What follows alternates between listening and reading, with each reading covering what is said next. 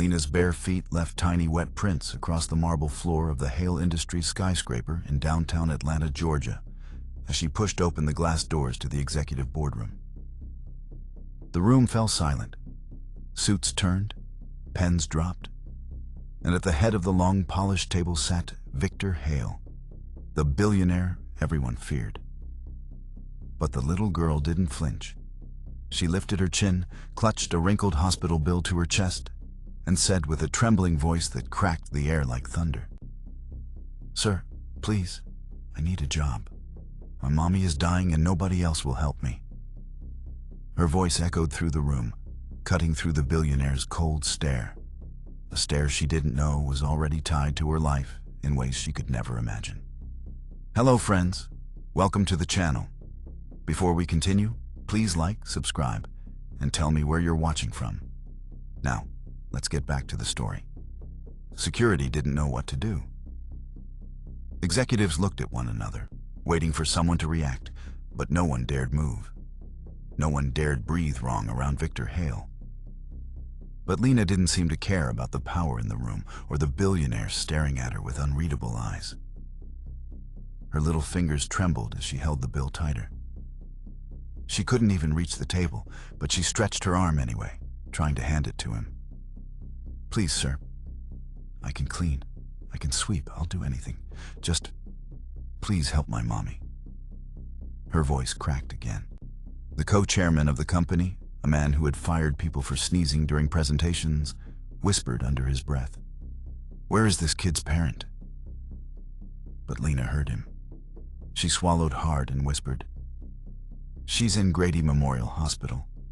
They said she won't last till tomorrow." Her words hit the room like a cold gust of wind from the Appalachian Mountains. Victor finally spoke, his voice sharp enough to cut the tension. "Who let her in?" Security flinched. "Sir, she ran past the front desk. She's fast." Lena took a shaky step forward. "I'm sorry. I didn't mean to break rules. I just don't know where else to go." Victor's eyes locked onto hers. Something flickered there. Annoyance, confusion, maybe something deeper. But he hid it fast. He was trained to hide everything. "What is your name?" he asked. "Lena," she whispered. "And how old are you?" "6. She lifted the bill again, her small arms shaking. "They said they need $2,000. I don't have it yet. But if you give me a job, I'll work until I pay it back. I promise.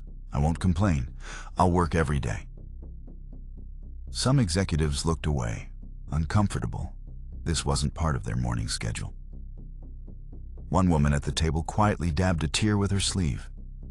Victor saw it and shot her a cold look, silencing her emotion instantly. "You can't work here," Victor said. "You're a child." Lena's face fell.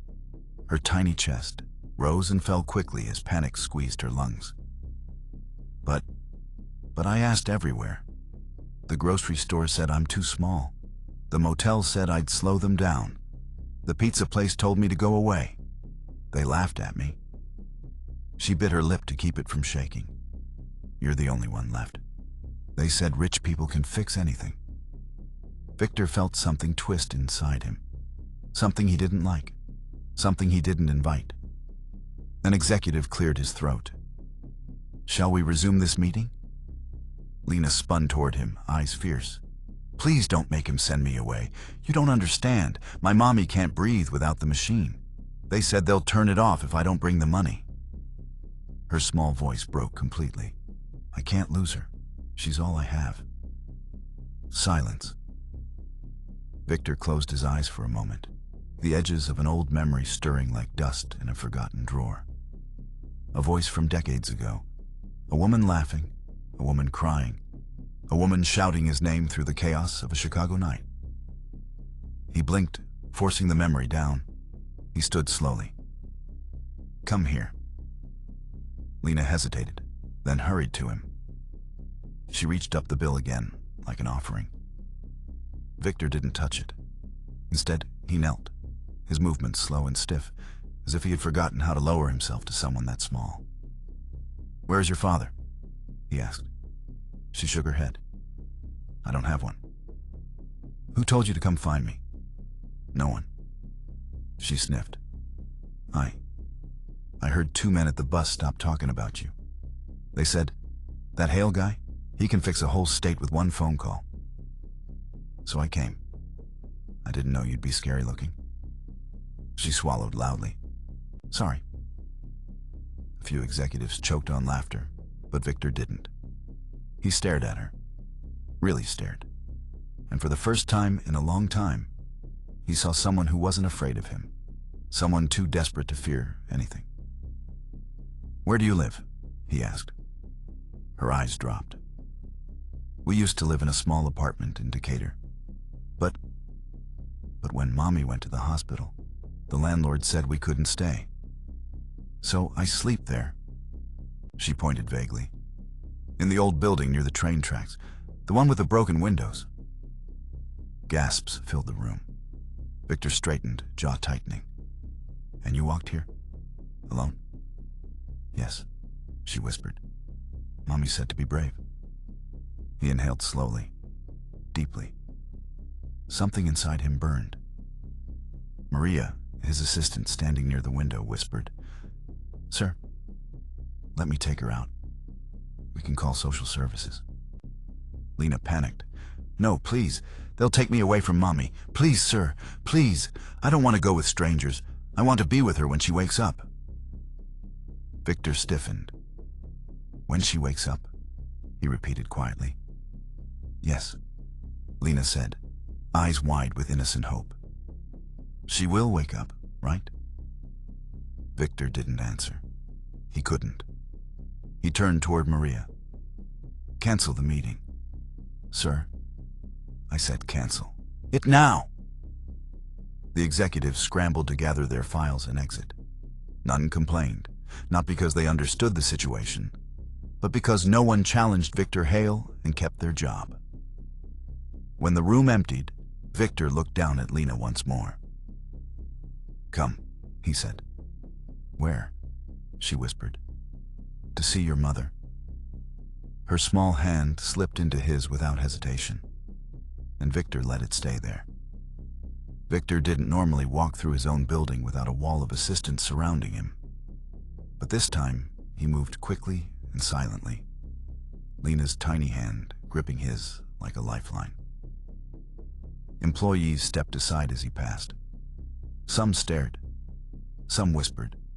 None dared question why the coldest billionaire in Georgia was escorting a barefoot child through the halls like she was the most important person in the tower. Lena kept wiping her nose with the back of her arm. "Thank you, sir, for not sending me away."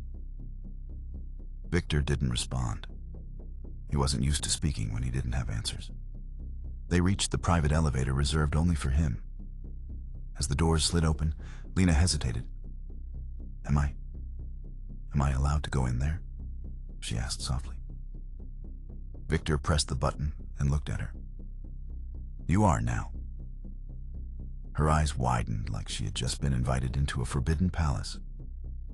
She stepped in carefully, almost reverently, as if something this shiny couldn't possibly be for someone like her. The elevator rose smoothly. Lena stared at her reflection in the golden walls, embarrassed. "I look dirty." "I didn't want to look dirty. I tried washing in the sink before I came." Her voice cracked. "I just wanted to look normal." Victor glanced at her clothes. Mud from the Decatur train tracks, dust from the condemned buildings, a thin dress that barely protected her from the cold.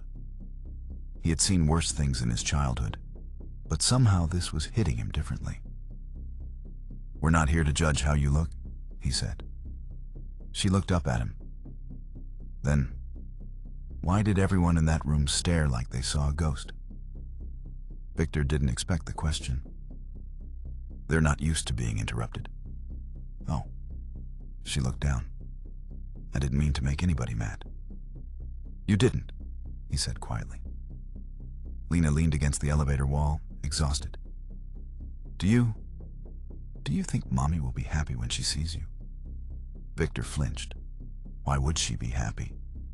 Because you're important. She hugged the hospital bill closer.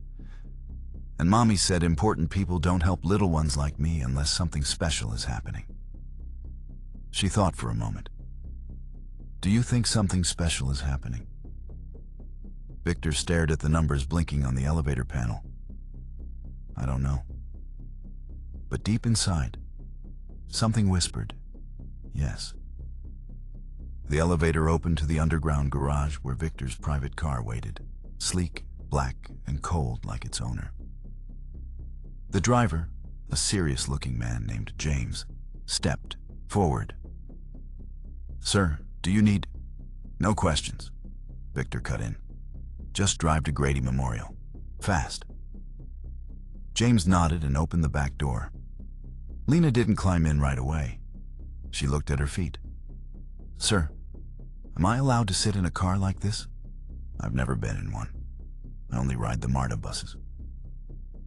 Victor placed a hand on the door frame. Get in, Lena. She climbed inside cautiously, afraid she might break something. As the car pulled out onto the busy Atlanta streets, passing Peachtree Street and the skyline gleaming in the late afternoon light, Lena pressed her forehead to the window, watching everything blur by. Sir, do you think Mommy is scared right now? She asked in a small voice. Victor stared ahead. I can't answer that. I think she is, Lena whispered. She always hides it. She tries to be strong. But last night, when I hugged her before I ran out to find help, she held me so tight I couldn't breathe. I think she was saying goodbye. Victor's eyes hardened. Don't say goodbye unless you have to. Lena turned to him. Do you say goodbye a lot? Victor didn't move, didn't blink, didn't breathe. Too much, he said finally. For a few minutes, the car was quiet, except for the soft hum of the road and Lena's uneven breaths. Then she asked, Sir, why did you help me? You don't know me. Victor looked out the window at passing billboards and high-rises. I don't know. But he did know, or at least he suspected. There was something in her eyes, something painfully familiar, something he didn't want to face yet. When they arrived at Grady Memorial, the air smelled of rain, disinfectant, and fear. Emergency vehicles flashed red in the distance. People rushed in and out. Lena froze at the entrance, suddenly terrified. What if she's gone? She whispered. Victor crouched slightly so she would look at him. We'll find out. Together. Her lip quivered, but she nodded. Inside, the hospital lobby buzzed with noise. Intercom announcements, crying children, anxious families. Lena squeezed Victor's hand so tightly he wondered how someone so small could hold on with so much strength.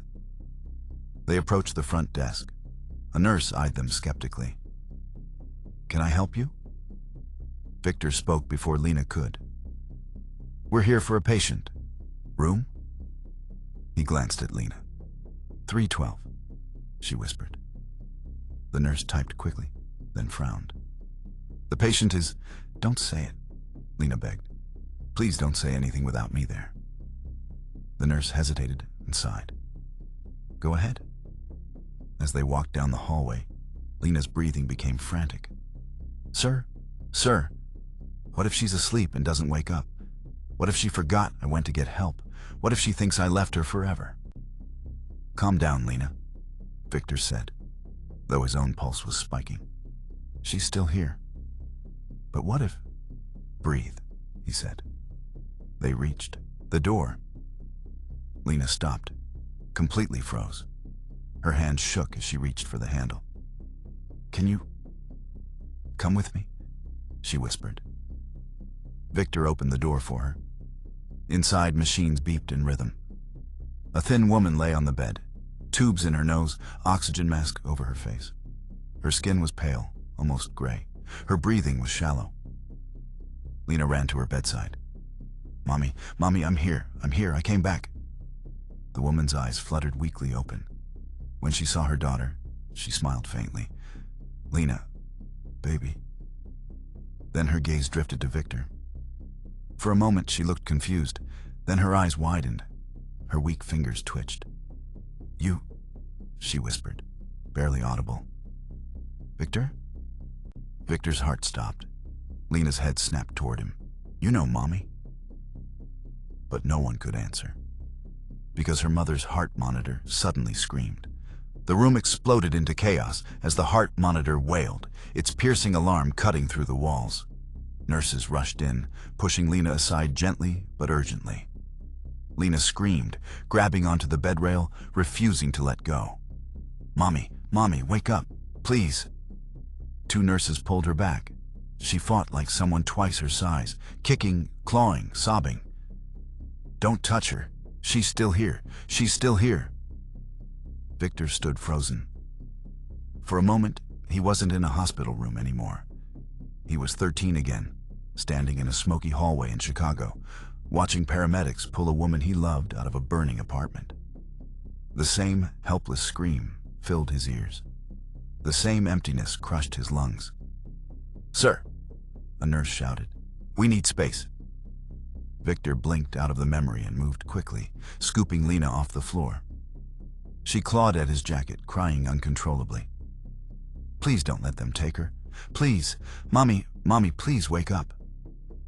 "They're helping her," Victor said, though his voice shook in a way he didn't recognize. "Let them work, Lena. Let them help." "No, no, Mommy," she sobbed. Her tears soaked into his collar. Doctors shouted inside the room as they worked. The curtains shifted rapidly with movement. A crash, a firm command, a nurse running out for medication. Lena covered her ears and screamed. Victor held her tighter. After what felt like an eternity, the alarms went from frantic to steady. The chaos slowed. Voices became lower. The curtain stopped moving. A doctor stepped forward. Lena's body went still in Victor's arms. The doctor crouched to her level. "Sweetheart, your mother is stable for now." Lena burst into relieved sobs, clinging to Victor with everything she had. "She's okay. She's okay," she gasped between cries. "She's fragile," the doctor said gently. "Very fragile. But she's holding on." Victor let out a breath he didn't know he had been holding. Lena's tiny fingers gripped his shirt harder, as if she feared someone might take him too. The doctor stood, turning to Victor. "Are you family?" The question hit him like a stone. "No," he said stiffly. "Just helping." The doctor nodded respectfully. "She'll need full payment for continued treatment. Without insurance, we can only keep her on life support temporarily." He lowered his voice. "Time is running out." Victor looked down at Lena, trembling in his arms, and something inside him cracked. He carried her just outside the room and sat on a bench. She curled into him like a frightened kitten, her face buried against his chest. "Sir," she whispered. "Did you see? Mommy, she said your name. She knows you." Victor didn't answer. He couldn't, not yet. Instead, he gently brushed her hair back. She was crying so hard she could barely breathe. "Lena," he said softly, "when did your mother get sick?" 2 weeks ago," she sobbed. "She said it was just a fever. She didn't want to go to the hospital. She didn't want a bill. But she got worse. She fainted while she was cooking. I tried to call someone, but our phone doesn't work anymore." She wiped her face with her sleeve. "She always told me not to worry. She said we'd be okay. She said she promised somebody a long time ago that she would stay strong for me. She said she made him a promise." Victor's throat tightened. He closed his eyes, forcing himself to breathe. Promise. He knew that word. He knew exactly who she made that promise to. But now wasn't the time. He looked at Lena again. Does she ever talk about Chicago? Lena nodded. All the time. She said Chicago was where her whole life changed. She worked in a diner there. She said she met someone who saved her life. Victor's blood ran cold. Before he could speak, a weak voice drifted from the doorway. Lena? Lena jerked up. Mommy!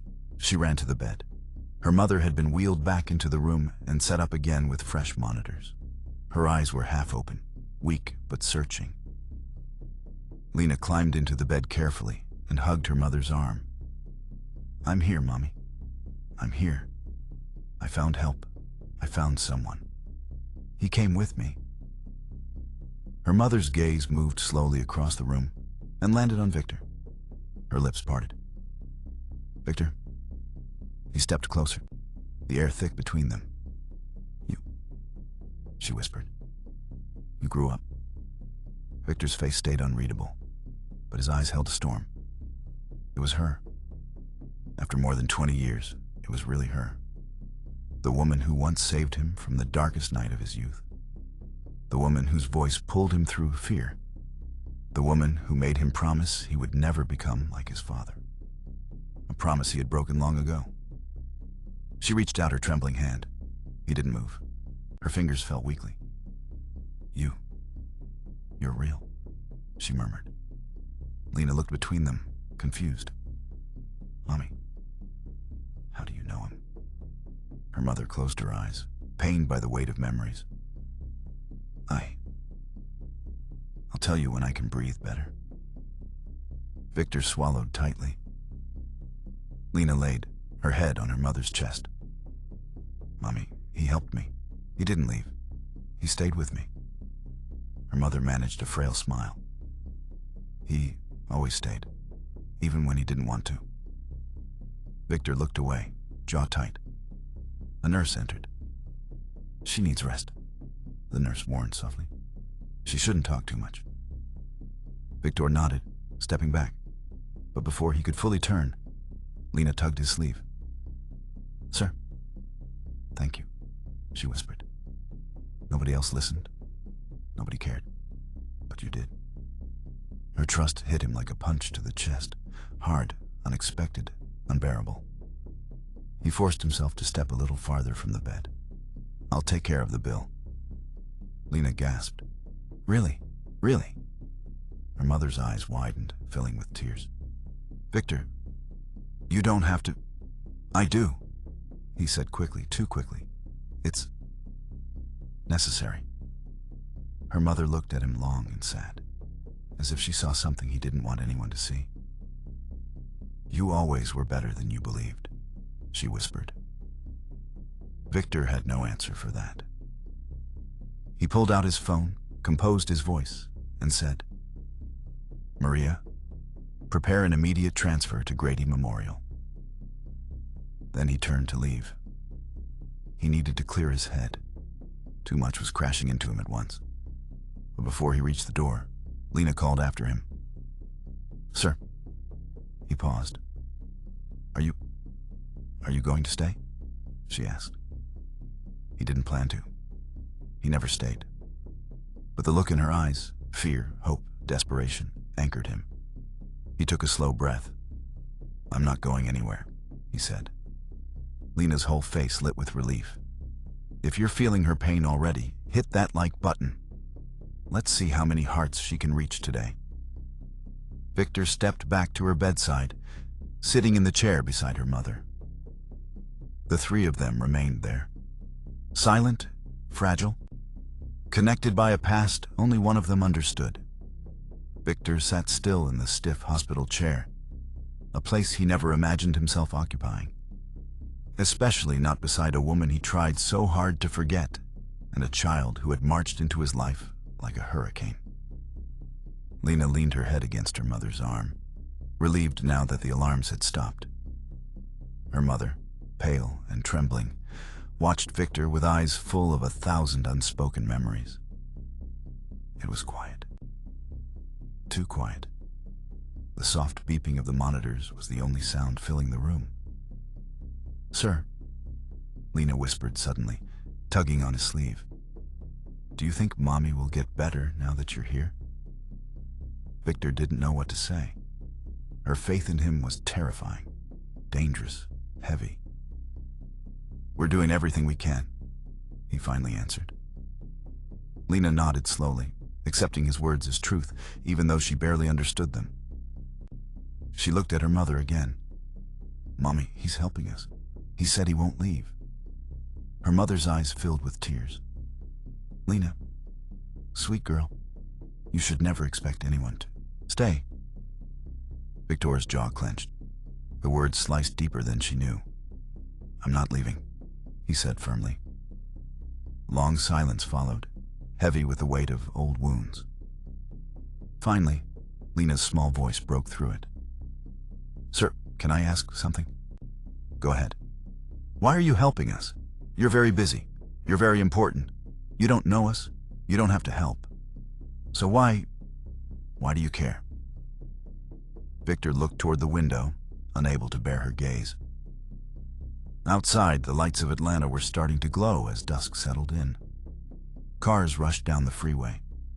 Life moved on for everyone, except the three of them stuck in this fragile moment. Because Victor stopped. His throat tightened unexpectedly. "Because someone once helped me when I didn't deserve it. And now, I can't ignore you."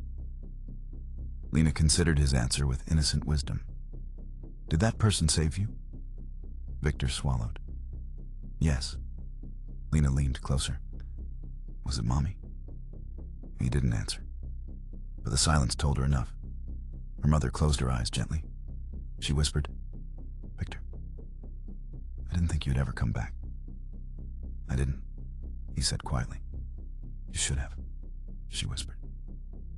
He stood, unable to stay seated anymore. "This isn't the time for this." "Then when?" she asked softly, coughing into her mask. "When I'm gone?" Lena clutched her mother's hand, fear rushing back into her eyes. "Mommy, don't say that. Please don't say that." Her mother stroked her hair weakly. "Shh. Baby, I'm still here." Victor looked at the floor, something inside him twisting violently. He hated this. He hated hospitals. He hated memories. He hated the fact that he felt helpless. "Lena," her mother whispered, "could you get me some water from the hallway?" Lena nodded immediately and slipped out of the room with careful steps. When the door closed, the atmosphere shifted instantly. Her mother's voice dropped, cracked, raw. "Victor, please don't let them take her." Victor looked up sharply. "What?" If something happens," she whispered, "don't let CPS take her. Don't let her end up in a system she can't survive. She's strong, but she's still a child. She needs someone." "She has you," Victor said. But even he could hear the fear in his voice. Her mother reached for his hand, her fingers trembling. "You don't owe me anything. I know that. I know you never expected to see me again. But she's innocent. She deserves more than the world ever gave me." Victor stared at her. "Why didn't you call me? Why didn't you tell me you were struggling? I could have helped." Her mother gave a weak smile. "You were climbing your way to the top. I didn't want to be the thing that pulled you down. I didn't want you to resent me." "You should have called," he whispered. "I didn't think you wanted anything to do with me," she said. "You disappeared. Victor, you vanished. You buried our past like it was a mistake." His breath caught. "It wasn't..." He started, but stopped. She waited. Victor closed his eyes. "It wasn't a mistake." Her smile faded. Her eyes softened. "Then why did you leave?" He turned away, leaning on the windowsill. "Because staying with you meant facing things I wasn't ready for. Being someone I didn't know how to be." "You were young," she whispered. "We both were. And now you're dying," he said through clenched teeth. She didn't deny it. She simply looked at him with that same gentle sadness she wore years ago. Life didn't turn out the way I hoped. The door opened. Lena returned, carrying a small paper cup with both hands, careful not to spill.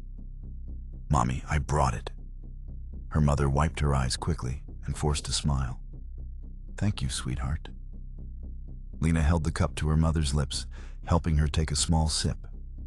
Then she turned to Victor and asked, "Sir, can you stay a little longer? Please? It helps Mommy when you're here." Victor wanted to leave.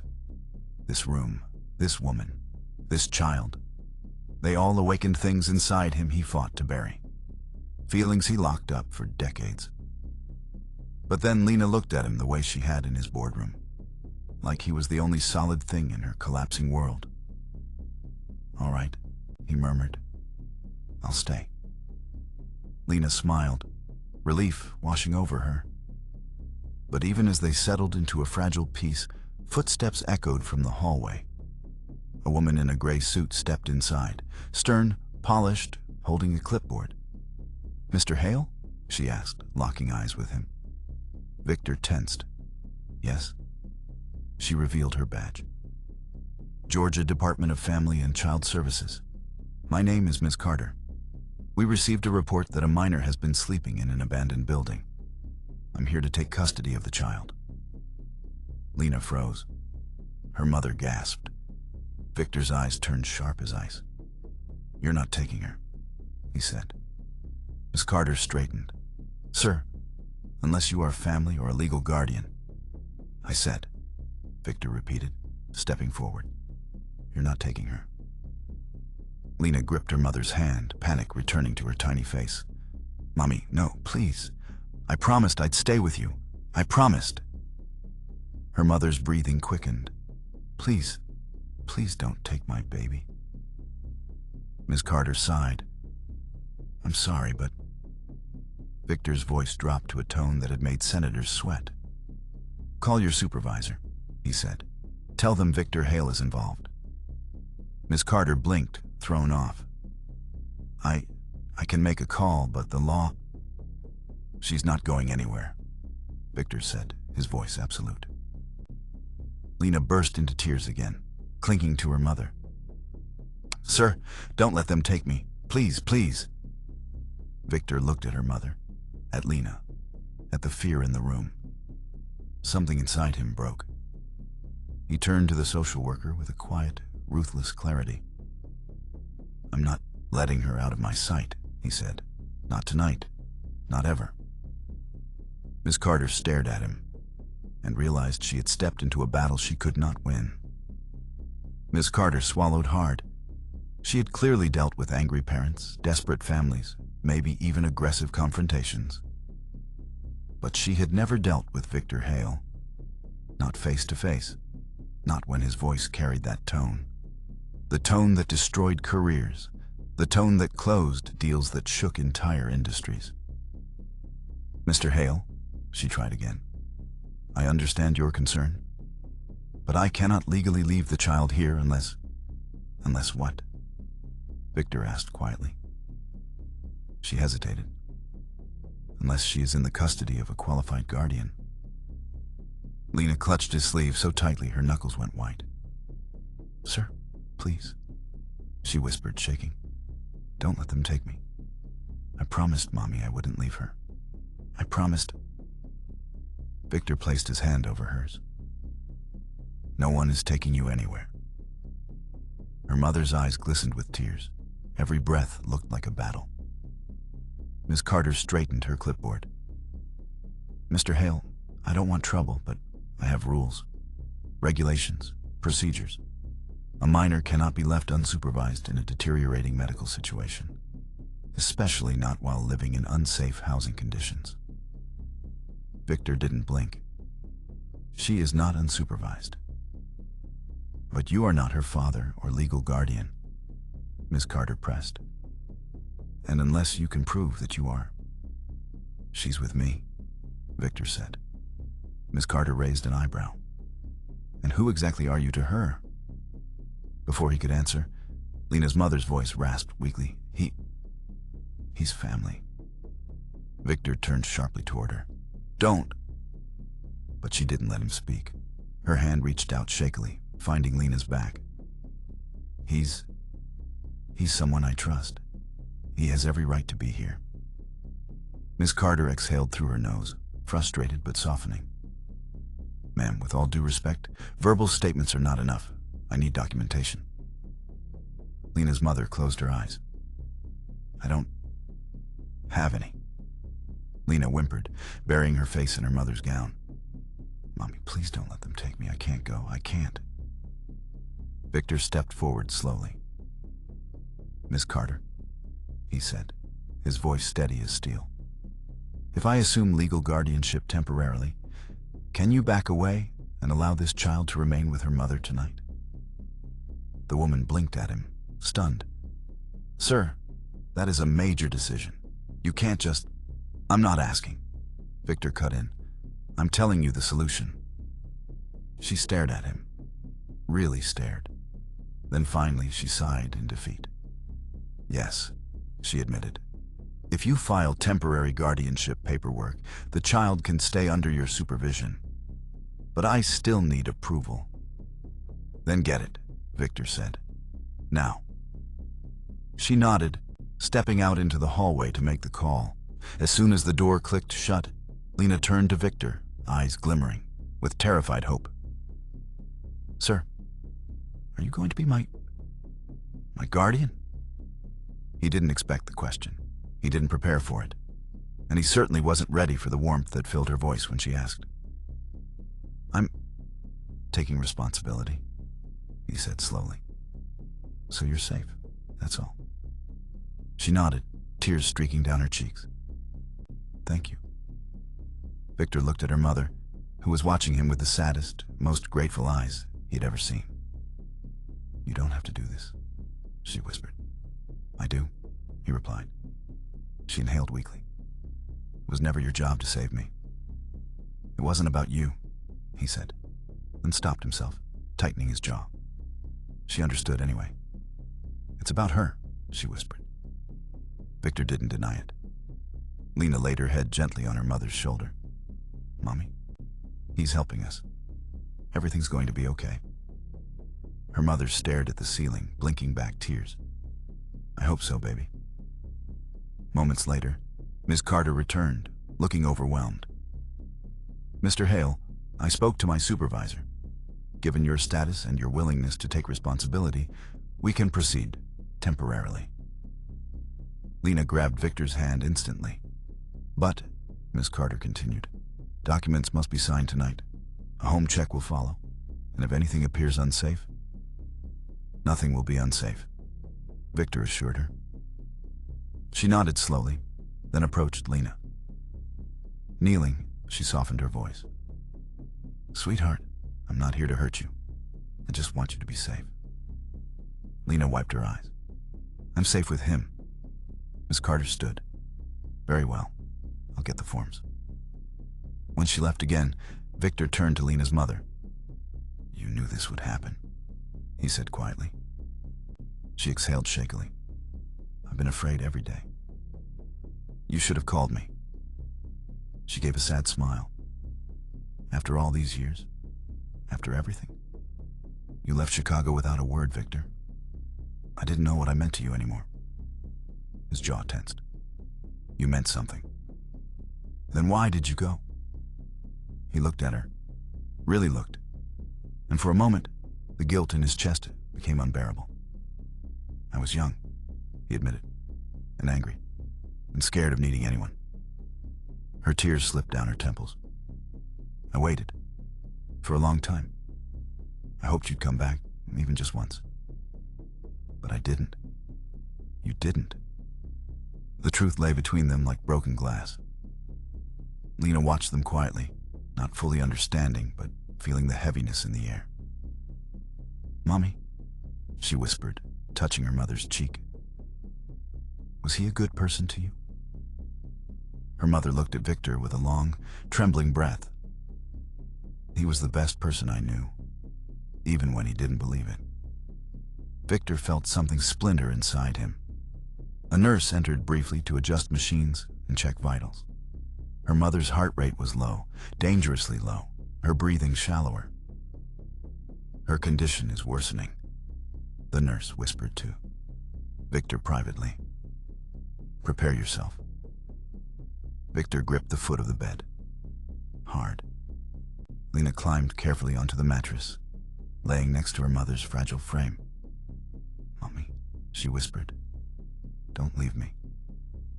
Her mother brushed a hand across her daughter's cheek. "I don't want to, baby. I'm trying. I'm trying so hard." Victor stepped closer. "We'll find a specialist. I'll fly in someone from Emory or even from Boston. I'll get the best doctors in the country." Her mother shook her head weakly. "Victor, money can't fix everything." "It can fix this," he insisted. "Not this time," she whispered. Lena's tears spilled over again. "No. Mommy, don't say that. He's rich. He can help. He can fix it." Her mother looked at Victor with eyes that held both pleading and peace. "Take care of her," she breathed. "I will," he said immediately. She shook her head slightly. "No. Don't say it because you feel guilty. Say it because you mean it." Victor lowered his head. "I mean it." She closed her eyes, her breaths becoming softer, thinner. Lena clutched her tightly, sobbing. "Mommy, stay awake. Stay awake for me, please." Her mother opened her eyes one last time, staring at Victor with a mixture of love, regret, and trust. "Don't let her grow up alone," she whispered. Then her fingers loosened, her breathing slowed. The heart monitor dipped. Lena shook her mother. "Mommy? Mommy?" Victor felt the world tilt. Her mother's final breath escaped like a fragile goodbye. And then, the monitor went flat. A long, piercing tone filled the room. Lena screamed. Victor's chest collapsed inward, and everything shattered around them. Lena's scream felt like it tore through the walls of the hospital itself. Nurses ran, alarms blared, and Victor stood there frozen, his breath stuck somewhere in his chest. He had seen loss before, but nothing like this. Nothing so intimate. Nothing so shattering. "Mommy, wake up, please, please!" Lena cried, shaking her mother's lifeless arm, her small body collapsing onto the bed. No matter how much she begged, the monitor stayed flat, the piercing tone unmoved. A nurse gently approached. "Sweetheart, she's gone." "No," Lena shrieked, pulling away. "Don't say that. She promised me. She said she wouldn't leave." Victor felt the words like a blade. He stepped forward, trembling in a way he never let anyone see. But before he could touch her, Lena fell against him, sobbing so hard her body shook. "She's gone, sir. She's gone. I don't have anybody. I don't have anyone now." Victor wrapped his arms around her. At first stiffly, unsure. Then fully, fiercely, pulling her against him as if he could shield her from the world itself. Her cries soaked into his suit, each one breaking something inside him he didn't know he still had. "It's okay," he whispered, though it was not okay at all. I'm here, Lena." Her tiny fists clutched at his chest. "Don't leave me. Please don't leave me. Everyone leaves. Everyone leaves." "I won't," he said, his voice cracking. "I promise." She sobbed harder, burying her face in him. Nurses and doctors stood back, watching the billionaire hold the child like she was the last fragile thing left in his world. After a long while, Lena's sobs softened into a trembling whimper. Her voice was hoarse. Where will I go now?" Victor closed his eyes, steadying his breath. "With me." She looked up at him, eyes swollen, face wet. "Really?" "Yes," he said, brushing her hair back gently. "I'm not letting them put you somewhere else. I'm not letting you be alone." She threw her arms around his neck again. "Thank you. Thank you." A nurse approached quietly. "Sir, we need to take the body." Lena broke again. No, don't take her. Please don't take her yet. Victor knelt in front of her. Lena, listen to me. They're going to take very good care of her. She's not gone from you. She's here. He touched her chest softly. And here. He touched her forehead. Lena sniffled, shaking violently. I don't know how to do anything without her. Victor forced a breath. Then I'll teach you. She blinked through tears. You will? Yes, he said without hesitation. Whatever you need. The nurse waited respectfully until Lena gave a small nod. Only then did the medical team cover her mother gently and wheel her out of the room. Lena turned her face into Victor's shirt and cried again, but softer now, as if her body had run out of strength. He picked her up, carrying her as she clung to him. The hallway felt endless. Every step echoed with loss, but Lena's grip on him only tightened, as if she knew, somehow, that he wouldn't drop her. He didn't, not once. Outside the hospital, Ms. Carter from Child Services waited with a grim expression. Mr. Hale, I heard... She paused, glancing at Lena's tear-stained face. I'm very sorry. Lena trembled in his arms, terrified that this woman would still take her away. She buried her face deeper into his chest. Ms. Carter softened considerably. Sir, given the circumstances, I need to ask if you still wish to proceed with temporary guardianship. Victor shifted Lena carefully in his arms. Not temporary. Ms. Carter blinked. Sir? I said not temporary, he repeated calmly. I want to take full guardianship of her. Permanently. Lena lifted her head slightly, eyes wide. Sir, you mean forever? Yes, he whispered, touching her cheek. As long as you want me. Her arms went around his neck again, instantly. Ms. Carter cleared her throat. Mr. Hale, adopting a child is a serious responsibility. I'm aware, he replied, voice steady and confident. Prepare whatever documents you need. She nodded deeply. I will. And for what it's worth, you're doing something extraordinary. Victor looked down at Lena. She deserves extraordinary. The next days were a blur of signatures, tears, arrangements for her mother's burial, and long nights where Lena cried herself to sleep in Victor's arms. He stayed. Every night, every moment. He never once left her side. She moved into his house, a mansion in Buckhead that suddenly felt too big, too empty, too cold. But Lena filled it with soft footsteps, quiet sniffles, and questions about everything. And Victor found himself answering each one, surprised at how naturally it came. One night, she whispered, Sir, can I call you something? What would you like to call me? He asked. She hesitated. I don't know yet, but I want you to be someone I can call. He smiled faintly, the first genuine smile he had shown in years. Whenever you figure it out, I'll be here. Weeks passed. Lena slowly healed. She laughed again, small laughs at first, then bigger ones. She drew little pictures of the two of them.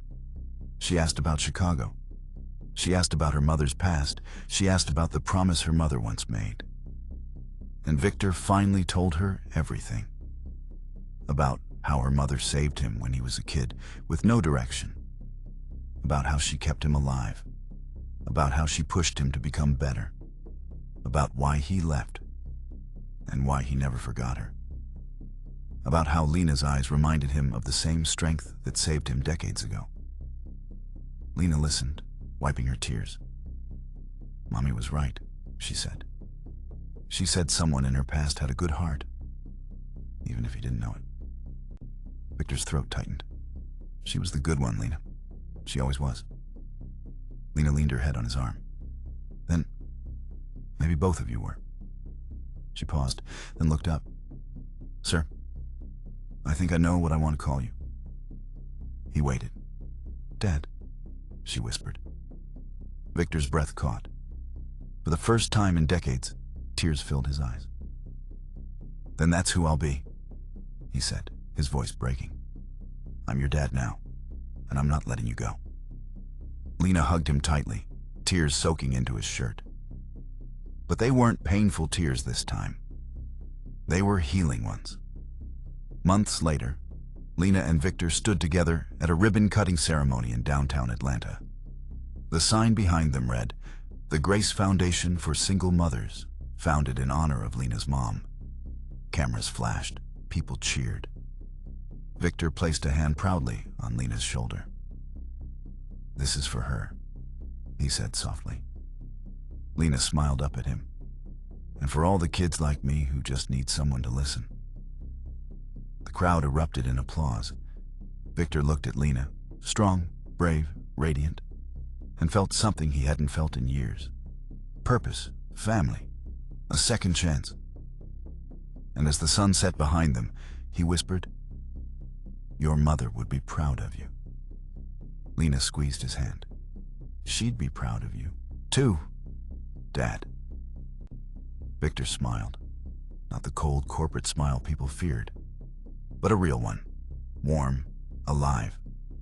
Together, they walked forward into their new life, hand in hand, no longer alone. Thank you so much for watching this story. If it touched your heart, please like the video, subscribe to the channel, and turn on notifications so you don't miss the next one.